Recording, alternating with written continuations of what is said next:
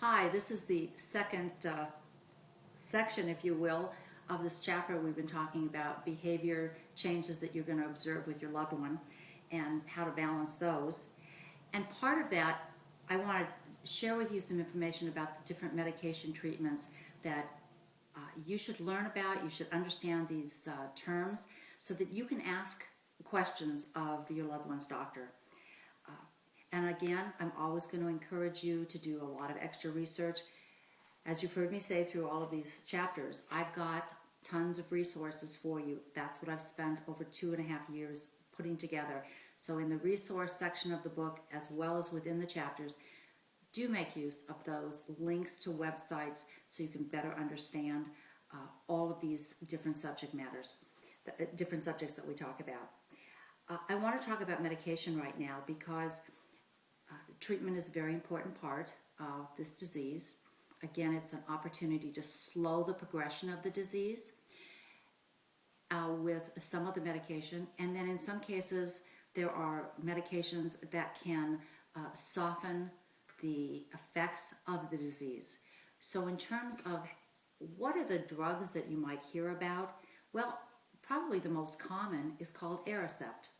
And by the way, Aricept is now available as a generic. That is very important news for you because prior to the beginning of 2011, that was still a name brand drug and was very, very expensive. So if Aricept is something recommended and prescribed by your doctor, then be sure and tell them that you are accepting the generic version and save a couple $100s a month. Aricept is a leading drug for slowing the progression of the disease. As you progress down the road, the other medication would be Namenda. It is not available as a generic yet, and it is very pricey. I would say that even with copays, you can expect to see the cost be as much as $300 a month. Okay. Razodine is another medication, not as widely used. And Exelon is a medication that might be mentioned. But the two most common, Aricept and Namenda. There might be a time when Aricept is being taken and now Namenda is added. Be sure and discuss that very directly with the doctors. Do they need to be on both of these medications? Could we try weaning them off Aricept if we're putting them on Namenda? I want to add to that not everybody's system is going to respond to all of these medications the same way. My mother, for example, had a terrible reaction to Aricept and is one of those people that just can't take it, though she had a terrific reaction, a response to Namenda and was on Namenda for a number of years. Your loved one's going to reach a plateau where being on some of these medications that we're talking about no longer really are going to make enough of a difference to justify the cost. That's a decision that you can make with your doctor. I know it'll become a little bit of an emotional decision because you're thinking, well, if it makes any difference, do I want to take them off? I know it's very expensive, but that's a conversation to have with your primary doctor. And frankly, I hope you're seeing a neurologist, and a neurologist who specializes in dementias and Alzheimer's. Very, very important. The next thing I want to talk about related to the behavior changes and so forth, related to the development and the progression of these diseases, is home safety. You know, we just take everything for granted, don't we? That we look around our house and we have no reason to imagine why anything in our house could be a problem. I want you to go back to the assessment of what would you do in your house, what would you do differently if you had a young child around, if you had grandchildren running around. Well, you'd cover the plugs and you'd put away sharp objects and you'd make sure that cupboards had special latches on them and you'd be really careful about medications and so on and so forth. The same is true with anyone suffering with memory impairment. I've got a complete breakout here of all the areas of your house that you need to look at and what you need to look at within those areas, from the kitchen to the bathroom, to medicine cabinets. I just go right down the list. In your garage, wherever you might keep solvents and so forth, how to really give thought to all of this.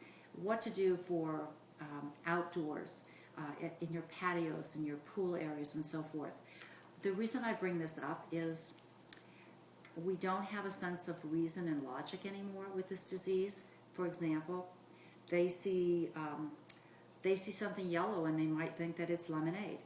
They see something green and they might think it's a certain type of punch. These could be solvents that could cause tremendous problems, if not death. Putting the toaster out and the silverware on the counter, they might take a knife or a fork and put it in the toaster. Remember, they're no longer thinking rationally, and they need that thing and they don't know what's going on, so they do this. They drop something down the garbage disposal and they put their hand down there. These things really do happen to people, so we need to eliminate all the risks and make your home as safe and neutral as possible. It may be a little more work for you in the long run, but it's going to eliminate other problems. If you have a pool, if you have a spa, remember, their balance is not as good as it used to be. They're not seeing well. They definitely have changes in their spatial vision. Their perception of where things are, very, very dramatically changed. Make sure that you have that area protected with gates. Keep it locked. Keep it covered. Know where your loved one is. Put special latches on the door. And listen, they can be pretty clever. So make sure those are latches they can't reach. Either put it very, very down at the lower edge of the door or very, very high, even if it makes it difficult for you to get out, okay? That you can't reach it without a footstool or something. That's better than them being able to unlock the door and get out. There are also some special covers you can get for the door handles that are really a challenge to have them grip and turn. So consider all of those issues when you look at your house. And as I say in the book, wherever you would find supplies that would make your house baby safe will be a great place to find equipment and tools that will make your house safe for your loved one. I also have a complete checklist here so you can go through and say, did I cover this and this and this, and give you some additional ideas, okay? You want to keep in mind that this person is aging in reverse. So we need to take care of them as if they are a younger person, almost to infancy, okay? Thank you very much for your attention. I know this has been a lot of information, and I'd be really happy to help you individually. If you have additional questions, please don't hesitate to go to our website, www.dementiahelpcenter.com, and click on my picture and where it says one-on-one help. Give me a call or email me and let's talk. I think I can help you.